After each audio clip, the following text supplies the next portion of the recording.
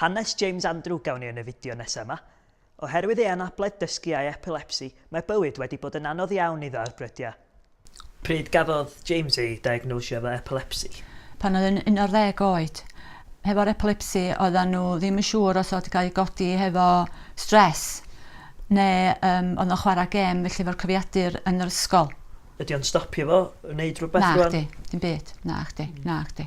Mae o'n gwybod rwan efo'r gêm a bob dim faint amser i fynd arni felly hanner awr yna fo. Ydy o'n cael asesiad bob blwyddyn? Bob blwyddyn yn Dyn Clywed, yndi. Efo'r epilepsi nurse. Ac oherwydd yr epilepsi, ydy o'n gallu dreifio o gwbl? Na chdi.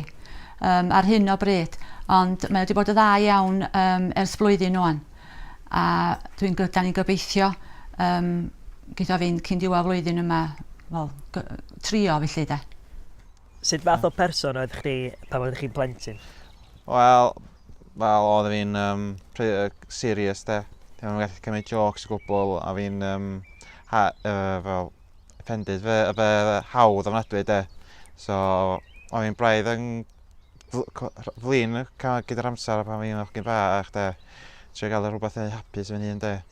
Ond rwan, ddim cofio dim byd o wan de, pan fi'n ochgyn bach, dim byd o gwbl de. So dwi wedi pwysio allan o ben fi gyd. So, so'n poen wan dim mwy o fi fanna wan de. Ges di amser anodd yn yr ysgol? Do, ges i. A wedi symud i 3 ysgol. Ac oedd y results yr un peth. Ofnadwy o bullies yr un peth. So, yn y diwedd, oedd mam fi ddim yn gallu dioddo fo a fi ddim yn gallu dioddo. So, ges i stopio mynd i ysgol.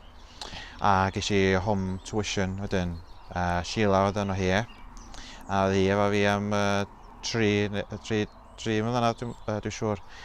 A dyn ar ôl hynna nath i siarad dan job ogor i efo mentor ychwan. Sut berthynas oes gen ti efo James? Berthynas reit da, actually. Mae James a fi yn weddol agos hyd yn bywyda. Mi ydw i'n reit hynach na James, felly. Ond ro'n i yna pan o gafodd ei enni, felly. Felly, mae yna ddipyn o amser rhwngddo ni. Ond eto, da ni'n trio gwneud pethau, mae James yn licio pethau hollol wahanol i fi, ond dwi'n trio gwneud amser iddo fo hefyd. Fel hoffi trens, felly os mae yna rhywbeth trens yn mynd ymlaen, byddwn ni'n trio gwneud yr amser iddo fo, fynd efo fo i weld pethau fel la, felly. Ond, a wedyn, dwi'n teimlo wedyn, ar ôl mynd, ar diwedd y diwrnod, bod dwi'n mwynhau rhywbeth, bod o'n licio, felly. Ond dwi'n gwybod un peth i James ddim yn hoffi siopio fel dwi'n hoffi siopio, felly. Ond dwi'n mynd disgwyl fod o, ti'n gwybod, hefo fi, felly. Ond dwi'n licio gwneud weithiau rhywbeth mae James yn licio wneud. Wel, ie, dwi'n reit prawd beth dwi'n bod yn accomplishio efo mentor, de. Chos dwi'n enjoy gweith coed rwan, de.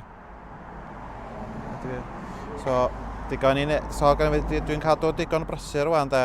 So, sgyn i'n idea ar bobl sy'n fi'n neud os fes i'n gweithio efo mentor rwan, de. Pan mae James yn cael absence bach ydyn nhw, byr, mae o yn just, stereo felly un ochr, felly munud, 2 funud. A dyna fo. Mae di mynd wedyn. Ydy o'n gwybod bod o wedi cael... Mae o weithio, ond dim bob tro. A mae'n siŵr bod hynna yn poen meddwl i chdi bod o efo gwaith a bob dim hefyd. Yndi. Cos pan da chi'n sôn wrth rwy'n o beth sy'n mater ar James, felly epilepsy, mae lawar un dweud, na fo, sam gwaith i gael, de. A da chi'n cael digon o cymorth gan yr ysbyty amdano fo o gwbl neu ddim? Yndi, mae o i raddau, de, ond fel dwi'n deall, felly sam llawer arian hefo i gael efo epilepsy. Os a ddim field worker neu'n byd ffordd hyn wan, o angen sam digon arian o gwmpas iddo. Ag hwn di'r tren planter fi. Ie. Waw, ardderchog. A ti dydylunio hynna, ie? Fi rath eid hwn o scratch. Waw, ie. Fi ges i'r idea pan eisiau mynd i Gaer, de.